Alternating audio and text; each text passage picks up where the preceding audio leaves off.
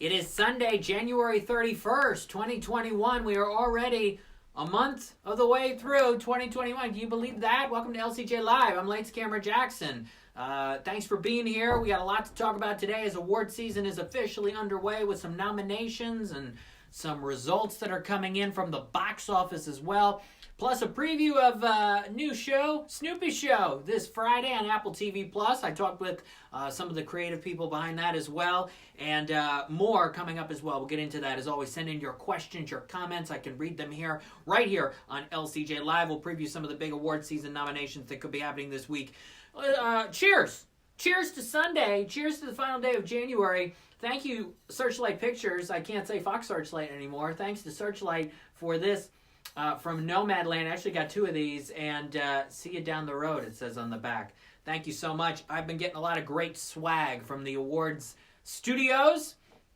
Searchlight and Focus and Amazon and Apple and Netflix and all of them have been sending some great stuff this award season, so I very much appreciate that. And I vote for the Critics' Choice Awards this week. I vote for the nominees.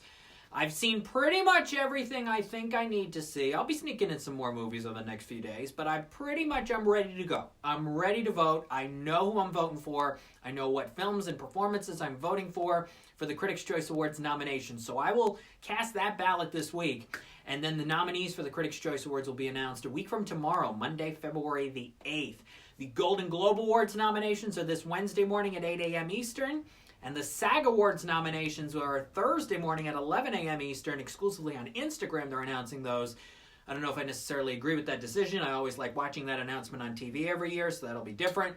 And I will vote for the winners for the Screen Actors Guild Awards. Triple X Hot Mess, Triple X, thanks for being here on LCJ Live, final day of January 2021. And a delayed award season, but we're finally underway. What are going to be the big movies nominated? I certainly think Nomadland will be one of them. What are going to be the other big movies nominated? All your Netflix films, Ma Rainey's Black Bottom, Minari, Promising Young Woman, Minari from A24, Promising Young Woman from Focus Features will be big. What could be the big surprises? It'll be interesting if some of the 2021 films, like The Little Things, sneaks in some categories. The Warner Brothers, as of this moment, has not released the money yet for The Little Things. How it is done at the box office this weekend. I think they will wait a little longer. I'll be keeping an eye on things here as we go through LCJ Live to see if they do unveil those announcements of the box office for The Little Things. I would expect a couple $1 million at least, maybe $2 million, $3 million, maybe more. It depends on how many people really wanted to go see this in the theaters. CJ_Prin, are you going to check out anything at Sundance? Well, thank you for the comment. Actually, I have. I have seen all 11 animated short films that debuted at Sundance on Thursday. It is an incredible group from around the globe. One of them is even submitted for the Academy Awards for this year for animated short film. And that shortlist, by the way, will be announced next Tuesday, February the 9th. The 10 out of like 95 that were submitted. The 10 animated shorts that will be announced by the Academy and the top 10 list will be announced next Tuesday, Feb 9. The Sundance guy told me, he released a statement exclusively in Animation Scoop that I used. They get more than 700 animated shorts every year that they have to whittle down to about 10 or 11. And that is incredible. It is exciting, says Scott Leaker. Thanks so much. Yeah, so I was able to screen those shorts. I know a lot of stuff's happening with some of the features like Coda. I actually know a guy who worked on Coda. Mark Petagrasso, a stunt driver, stunt coordinator on many films and shows, who actually lives near me, upstate New York area. And he worked on Coda, which now is going to Apple TV Plus for $25 million, which is a Sundance record. So congrats already to those filmmakers. I'm excited to see that film soon. A lot of other deals are happening or in the works right now at Sundance. So yeah, a lot happening in Sundance Film Festival. A rare circumstance year that Sundance is happening when a lot of the awards nominations haven't even been released yet because of the delays and because of the pushback and everything. Tonight, by the way, is the 10th Annual LCJ Movie Awards at 7 p.m. Eastern. I hope you watch. It's going to be a good show. Going to announce the winners in all 33 categories of all the motion pictures released in 2020, and some other things will be a part of it as well. 7 p.m. Eastern tonight, the 10th Annual LCJ Movie Awards. My top films, performances, breakthrough categories, the Roger Ebert Actor of the Year Award winner, some other tributes and things are going to happen tonight. Can't wait for it. We got a comment here. Yes. It's going to be a good show. Look for it on your social media right at about 7 p.m. Eastern tonight. As you're just joining us here on LCJ, it'll be up. Don't worry, Scott Leaker. It'll be up. It'll be up for you to check out at later times if you miss it tonight live at 7 p.m. Eastern. But you'll be able to check it out whenever you can. It'll be on Twitter at LCJ Reviews. It'll be on Facebook. It'll be on the website at some point, probably tomorrow, and it'll be on YouTube, youtube.com/LightsCameraJackson. You'll be able to check it out in many different places. Links on Instagram at LightsCamJackson, all kinds of places for the 10th annual LCJ Movie Awards. Let's look at some of the box office results that have been unveiled so far. Supernova, the new Stanley Tucci, Colin Firth film that I saw last week, opened in about 330 theaters.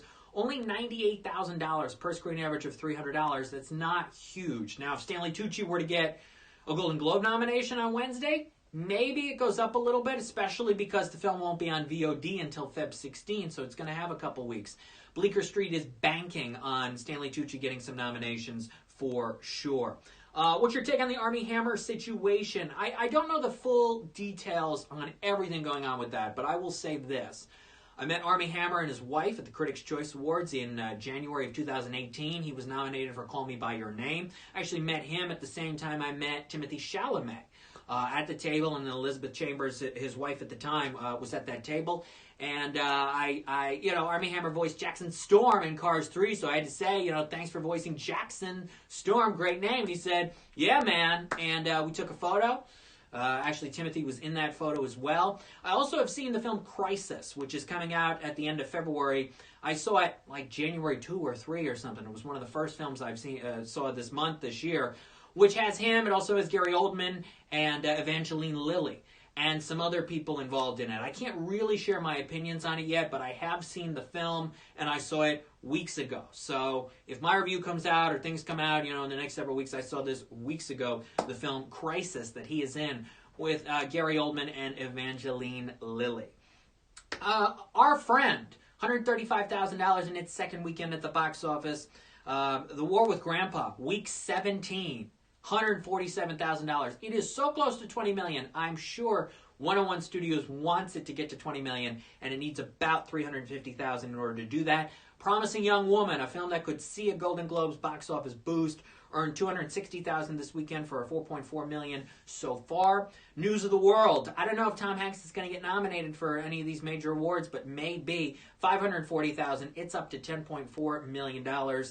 The Marksman, $1.3 million in this third weekend. It's up to $7.8 million. And let's see, the Remember the Titans re-release that Disney put out this weekend to go up against Denzel's new movie, The Little Things, didn't do so hot. No, just $65,000 in 730 theaters. $89 is your first screen average. That's not good. But the big story, of course, is The Cruise. The Cruise: A New Age, which has now surpassed the first film's opening weekend for theater gross. It is at $44 million total. Another $1.8 million the last 6 weeks. It's been even, close to $2 million the last 6 weeks. It has done really well because families want to see these films. And this, I think, is a good sign for Tom and Jerry for Warner Brothers on Feb 26, and Raya and the Last Dragon for Disney on March 5, which will have simultaneous theater and streaming debuts on those weekends. Families need the content. Families want to see things and they want to get out of the house. And we still have to wait several weekends now until Tom and Jerry and Raya, the back-to-back. But it just shows that families will go. I mean, Paramount with the SpongeBob movie, they're going to put it on Paramount Plus and some VOD places and things on March 4, same weekend as Raya. But should they put it out in theaters as well because it did so well in Canada in theaters in the summer? Yeah, they probably should. I don't know if they're going to do it, but at this point probably not. But I think it would make money if it was in theaters. I really do. What's your most anticipated 2021 movie? It's a good question. What am I looking forward to? SpongeBob, of course, because it's been, it was supposed to come out last year and all that. The build-up has been huge for SpongeBob fans. Some of the animated films as well, other ones, Minions 2 and Luca from Pixar and Raya, which I've seen 30 minutes of, but I look forward to seeing the whole film. And a lot of other animated films coming out. And some of the big action movies, No Time to Die and Dune would be nice, but who knows if they're going to come out. You just got to roll with it. as Denzel says in Flight. You just got to roll with it as the plane was going upside down. And that's what we got to do. We got to see what's coming, be grateful for what we get, and know that some of these movies are probably not going to be out for years. Let's see. Charles is Batman. Charles is Batman. I guess we just learned something today that it turns out Charles is Batman. Anyway, thanks for being here on LCJ Live. I appreciate it as we get into this. Favorite Denzel movie? Remember the Titans is good. It is. His performance in Flight is very good. His performance in Fences. His performance in Roman J. Israel Esquire. A movie that has problems, but his performance in it is great. It absolutely is. Yeah. Let's talk Snoopy Show for a quick second here. I interviewed Jean Schultz, Charles Schultz's widow, and Mark Evestaff, the executive producer of The Snoopy Show, this new Apple TV Plus animated series premiering this Friday, Feb 5. Great conversation with them. You're going to hear a brand new LCJ Q&A podcast episode tomorrow. LCJ.podbean.com, lights-camera-jackson.com. It'll be on social media as well, and the print version at animationscoop.com. Great conversation with them. Jean Schultz cares so deeply about these characters still and what her husband created. And, yeah, great talking with both of them. Really enjoyed it. You'll hear that conversation tomorrow with a brand new LCJ Q&A podcast episode. And I really enjoyed the show. It's sweet. It's nice to see these characters are still themselves and still in that time frame and in that frame of mind when you think about them, that they don't give them cell phones. They don't do the modern stuff. Just like what you saw with the Peanuts movie in 2015, you get that in this new Snoopy Show as well. The care, and even, interestingly enough, because they adapt from the comics themselves, they have new storylines involving classic holidays. We go to the ice skating rink. You see characters stick out their tongues to get snowflakes on their tongues, just like on that Christmas special. You see new Halloween episodes, new Christmas and winter, and other holidays and other events. And it's interesting that they decided to do that, to take us back to those iconic places, but they do, and they do it very well. And kids are really going to like it. Absolutely. Wow, I am just reading this here right now, and I'm just making sure we have this correctly. It looks like The Little Things opened to $4.8 million this weekend. Again, I'm just reading that off of Deadline.com right now. $4.8 million is excellent. It is higher than The Marksman, which did $3.2 million.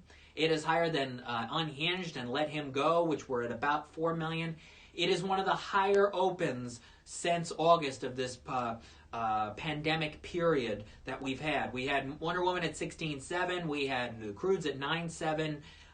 This is, I think it's, well, The New Mutants made $7 million. I think this is going to be fourth then, right below that. $4.8 million for The Little Things is a good number. I think Warner Brothers should be happy with that. Now, yes, actually Tenet, I forgot Tenet as well made the money that it did, $9.4 million. So we're right about there though, below the big ones. I think this should start that next section. Honest Thief was $4 million. This is higher than that as of now. So this is pretty good. This is good. I mean, Warner Brothers had Wonder Woman was 16.7 and it was, end of the year, it was big, and it was. So obviously this is, a small percentage of 16.7. But a Denzel film, this once again proves that older moviegoers will go see big stars. Tom Hanks, Russell Crowe, now Denzel Washington, Kevin Costner we had with Let Him Go, Liam Neeson with The Marksman, and Honest Thief.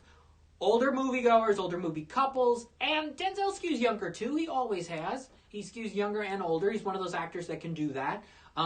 They will go see a Denzel film that also has two other Oscar winners, Rami Malek and Jared Leto from John Lee Hancock, who did The Blind Side and Saving Mr. Banks and The Founder and The Highwaymen and The Rookie. All films that I like, and I like this film a lot too.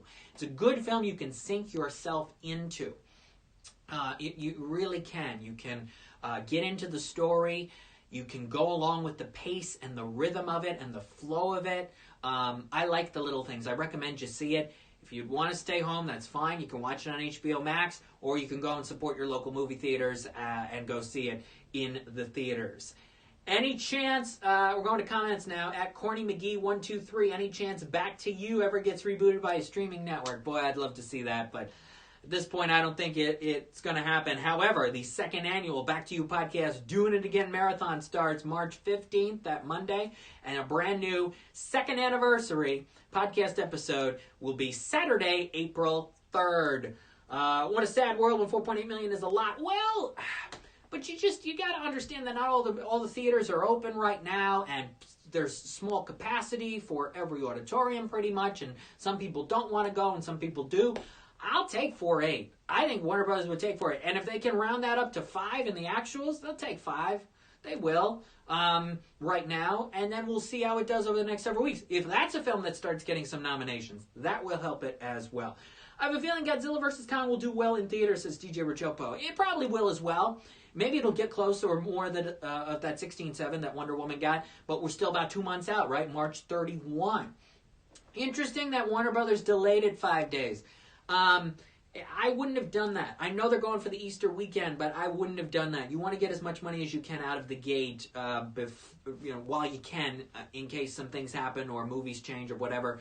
I personally would not have made that decision. I would have kept it at March 26th. Maybe they wanted a little separation between that and the Justice League film that is going to be on HBO Max on March 18. Maybe they wanted a little more separation. That's what it came down to. So if that was the decision, I guess that makes sense, but I still wouldn't have done that. If Periscope's getting discontinued, where are you planning on streaming in the future? We'll see what Twitter Live does. I know Periscope is going away 2 months from today, right? March 31st. But we'll keep doing this until then, and then we'll see where it goes. I know Twitter's going to keep a live function on their app because that's very important to do live videos in various circumstances, and including this entertainment show. So we'll keep on keeping on, but we're going to keep on cruising right into the awards season. And it's going to be great. I hope so. I'm going to vote this week for the Critics' Choice Awards nominees. Golden Globe nominations are Wednesday. SAG Awards nominations are Thursday. And Critics' Choice next Monday. We'll talk about that. We'll preview the Oscar shortlist of what could be on it for various categories, including animated short film next week. And then pretty soon we'll start getting into the Annie nominations and the BAFTAs, and the Oscar nominations are still a little ways away. Who wins in a fight, Kong, Godzilla, or Regis? Regis wins no matter what. Cheers to that. And to Regis, see you down the road on this Nomadland cup that I have here from Searchlight Pictures. I've been posting some swag and some things. I've been seeing some very interesting movies the last few days. A couple animated films that could be the surprise nominees in the Oscars. Kill It and Leave This Town. Number 7, Cherry Lane. I've been seeing some other movies that I've been catching up on, coming out in the next few weeks. I'll have my reviews and more on those. Coming up, I've seen Malcolm and Marie, which opens this Friday on Netflix. It's in theaters now. I've seen Bliss with Owen Wilson and Selma Hayek, which is on Prime Video Friday.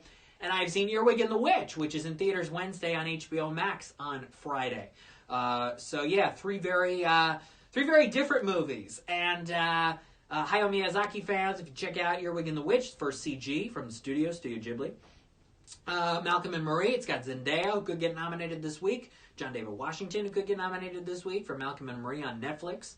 And Bliss, which is a sci-fi, romance, thriller movie that goes in some wild directions for sure. Owen Wilson, Salma Hayek. So 3 very different films that are debuting this week. Tonight, the LCJ Movie Awards, 7 p.m. Eastern. Hope you watch. Hope you tune in.